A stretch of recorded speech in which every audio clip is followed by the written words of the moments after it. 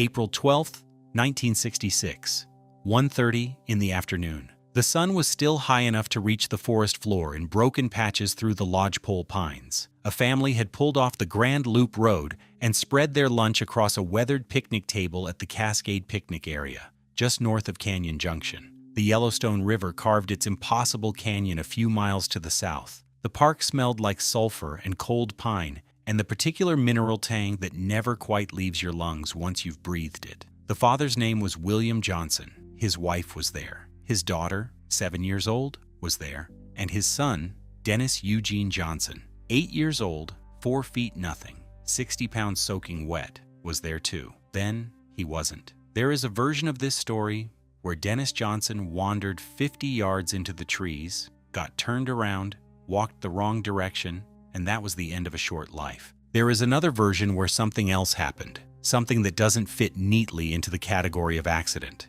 In neither version does anyone ever find him. In neither version does the family ever learn what happened. 60 years have passed. The Cascade Picnic area still exists. The lodgepole pines are still there, older now, denser. Dennis Johnson is still gone. This is the story of what happened on April the 12th, 1966. And more than that, it is the story of what it means when the largest search in the history of a national park finds absolutely nothing. Not a footprint, not a torn piece of clothing, not a single physical trace of a child who was here one moment and not here the next. Some disappearances are tragedies, some are mysteries, and some are both at the same time. And the weight of not knowing is heavier than any answer could ever be. In California is not the kind of place people talk about when they talk about California. There is no Hollywood here, no ocean, no Golden Beach. Yellowstone sits in the high desert of Kern County in the China Lake Valley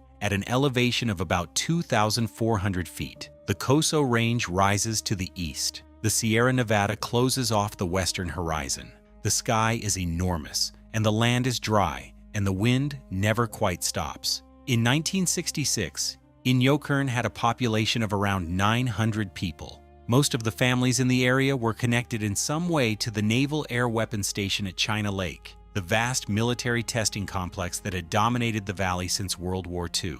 Whether William Johnson worked for the Navy directly or simply lived near it doesn't enter the record with any certainty. What does enter the record is simpler and more human than that. He was a father who took his family on a vacation to Yellowstone National Park in the spring of 1966. Dennis Eugene Johnson, Denny, his family called him, was born in 1958. He was the kind of 8-year-old who had been shaped by a desert childhood, used to open space, used to the outdoors, used to the particular independence that comes from growing up somewhere with more sky than people. His family later told searchers and investigators that he had some wilderness experience, he'd gone on hunting trips with his father, he knew basic outdoor skills in the casual, absorbed way of a boy who grew up watching adults move through wild country. He was a Cub Scout. He was physically small, 3 feet and 8 inches, 60 pounds. But he was not, his family insisted, a timid child. He was not the kind of kid who needed to hold someone's hand.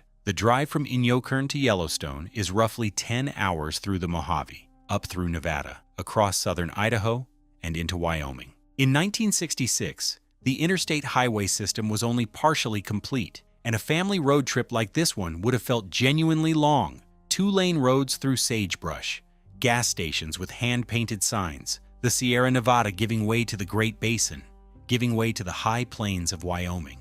For an 8-year-old boy, that drive must have felt like traveling to another world. Yellowstone in April is a specific and unusual place. The tourist season had not yet fully opened. The crowds of summer, the 1.5 million annual visitors the park received in the mid-1960s, had not arrived. The roads were passable, but the park retained the feeling of early spring in the high Rocky Mountains. Cold mornings, temperatures that could drop into the 20s at night, snowpack still visible on the north-facing slopes above Canyon Village, the thermal features steaming more visibly in the cold air than they would in the warmth of July. The geysers and hot springs seemed almost angry in the cold, their columns of steam rising higher, their colors more vivid against a pale spring sky. The Johnson family set up at the Cascade Picnic area. The area sits just north of Canyon Junction on the Grand Loop Road, in a stand of lodgepole pine forest, typical of the Yellowstone Plateau. The trees in this part of the park grow close together, tall and thin, their canopy blocking most direct sunlight, their floors carpeted with fallen needles so deep and soft that walking through them makes almost no sound. The ground rises and falls in subtle, confusing ways, small ridges and depressions created by volcanic activity and glacial history, the kind of terrain where distance and direction become uncertain very quickly. It was 1:30 in the afternoon. William Johnson's 7-year-old daughter wandered away from the picnic area, in the way that children do, without announcement, without intention to frighten anyone, simply drawn by something glimpsed between the trees. The family noticed she was gone. William and Dennis split up to find her. This decision would be scrutinized for the rest of William Johnson's life. He later explained that he trusted his son's outdoor skills, that they were in a developed area of the park, that the girl couldn't have gone far. He was not wrong about any of those things. He found his daughter within minutes. Dennis Johnson never came back. The initial search began almost immediately. Park rangers were notified within the hour. The first hours of a missing person search in a national park have their own terrible logic. You start close and move outward. You call the name, you look for color, you listen for sound. In the Yellowstone Lodgepole Forest in April, the silence is extraordinary, a particular compressed quiet that forest creates when there is no wind, when the birds have not yet returned in their summer numbers, when there are no leaves to rustle because lodgepole pines carry only needles, and the needles barely move. You can hear your own footsteps on the needle bed. You can hear your own breathing. You would hear a child calling back, if a child could call back. Rangers moved through the forest around the Cascade picnic area in expanding arcs. The family participated in the search from the first moments. William Johnson moved through the trees calling his son's name. His wife stood at the picnic area, watching the tree line, performing the terrible arithmetic of hope and time that every parent in this situation performs. He'll come out in a minute. He'll come out when he hears us calling. He's just gotten turned around. By evening, it was clear this was not a quick recovery. The next morning, the search was expanded. Over the following days and weeks, it grew into something the park had never seen before, a mobilization that would eventually be described as the largest and most intensive search in Yellowstone's history to that point. Rangers, volunteers, military personnel, tracking dogs, aircraft. The radius of the search extended to 100 square miles around the point of last contact. In a park of 2.2 million acres, that 100 square mile circle is a fraction, but it is also an enormous, dense, difficult landscape of lodgepole forest, thermal features, ravines, ridgelines, river drainages, and terrain that changes character every quarter mile. The search continued for 3 weeks. The searchers found nothing. Not a footprint, not a piece of clothing, not a dropped moccasin boot, not a scrap of the dark red or magenta long-sleeved shirt he was wearing, not a button, not a thread, not a disturbance in the thick carpet of pine needles that would indicate a small body had passed through. The dogs found nothing. The aircraft found nothing. The people on foot, moving in organized lines through the forest, found nothing. 3 weeks, 100 square miles, the largest search in the park's history, nothing. The total cost of the search in 1966 dollars was reported at $14,000, a significant sum, representing hundreds of man-hours from rangers and volunteers and the mobilization of resources that a small national park in the mid-1960s would have felt acutely. It was money and time and human effort spent in absolute faith that Dennis Johnson was somewhere in that forest, that a child did not simply cease to exist between one breath and the next. And yet that is what the evidence, or the absence of evidence, suggested. Lee Whittlesey, the attorney and former Yellowstone Ranger who wrote the definitive chronicle Death in Yellowstone, addressed the Johnson case directly. He noted that the search was one of the most intensive in the park's history, and that the family was told by officials that everything possible had been done.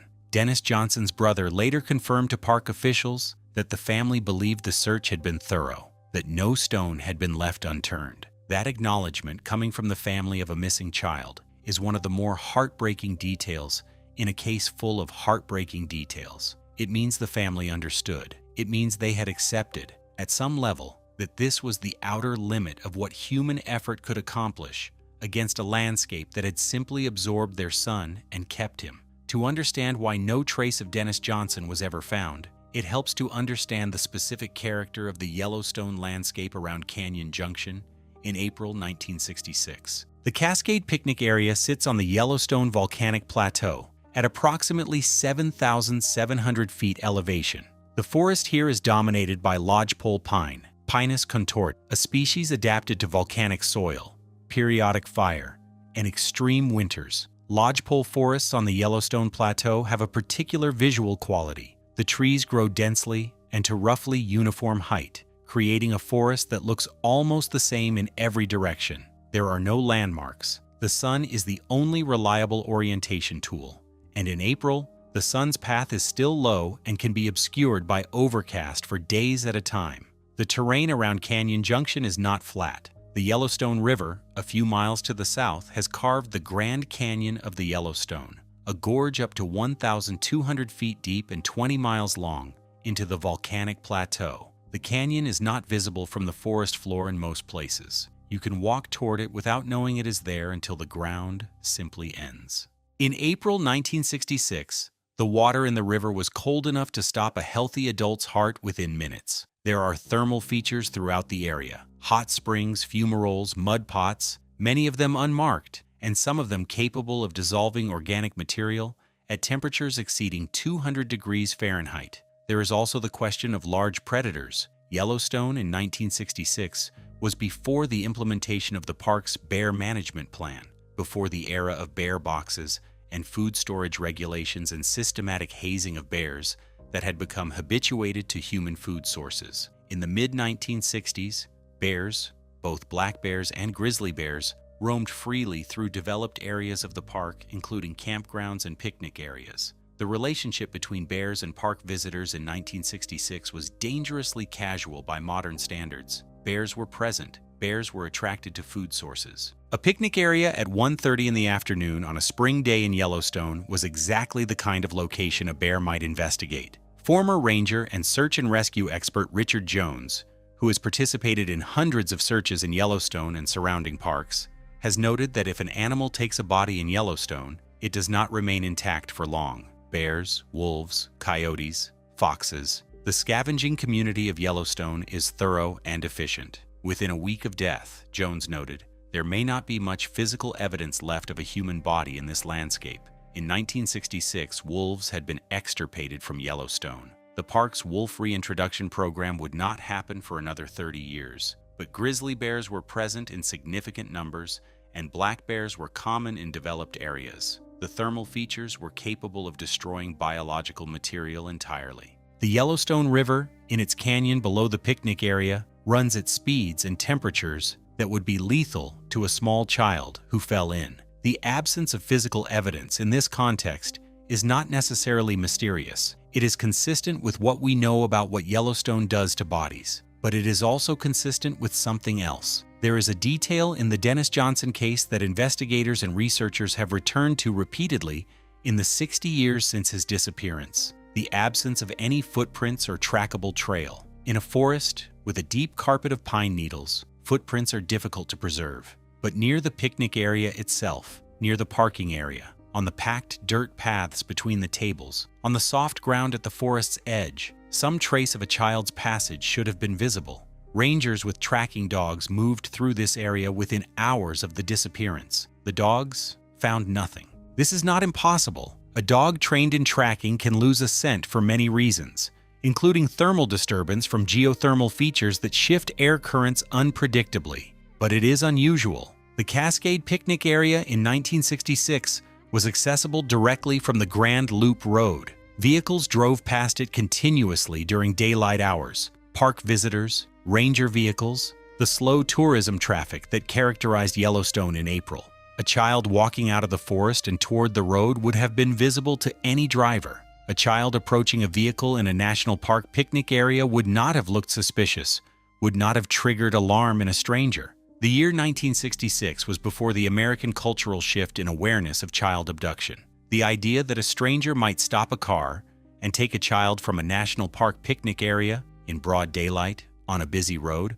was not the kind of threat that parents in 1966 organized their thinking around.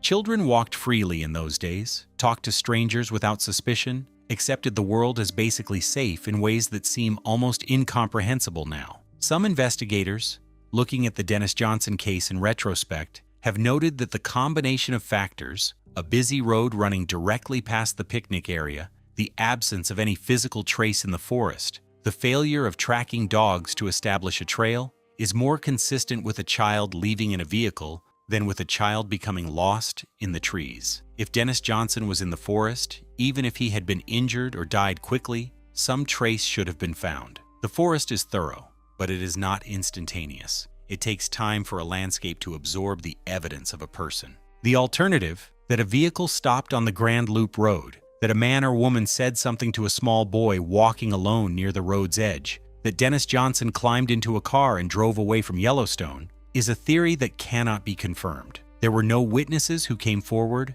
There were no reports of a child matching his description being seen in a vehicle. In 1966, the infrastructure for tracking missing children was almost non-existent by modern standards. The National Center for Missing and Exploited Children would not exist for another 18 years. There was no national database, no Amber Alert system, no coordinated interstate effort to match missing children with unidentified individuals. If Dennis Johnson left Yellowstone in a vehicle, he could have been anywhere in the country within 24 hours. He could have been given a new name, a new identity, inserted into a new family, with no questions asked in a country that, in 1966, had almost no mechanism for asking those questions. He would be 67 years old today. What happened to the Johnson family after April 12, 1966, is not well documented in the public record. What is documented is a single act that speaks more clearly than any official statement.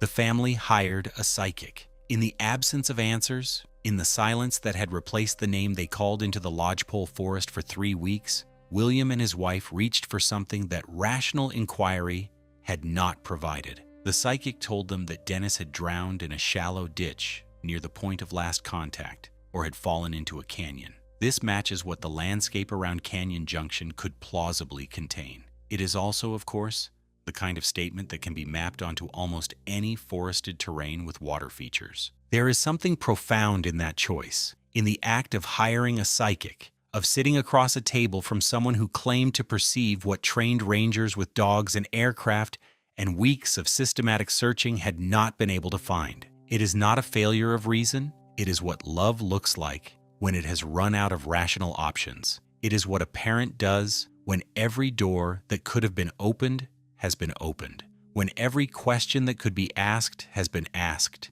and the answer is still silence. The psychic found nothing either. Dennis Johnson's case was not entered into the Wyoming Division of Criminal Investigation's Missing Persons database. Not because it was resolved, but because that database only goes back to 1974, and he disappeared 8 years before the database began. His case exists in the NamUs system, the National Missing and Unidentified Persons System, under case number 823115, where it sits alongside thousands of other unresolved cases, a bureaucratic record of an absence. His NamUs profile lists him as a white male, 3 feet 8 inches tall, weighing 60 pounds, last seen in the picnic area at Canyon Junction, Yellowstone National Park, Wyoming, on July 12, 1966. Note, some records list April 12th. The month discrepancy appears in different databases and may represent a data entry inconsistency in the digitization of older records. There is a memorial on Find a Grave,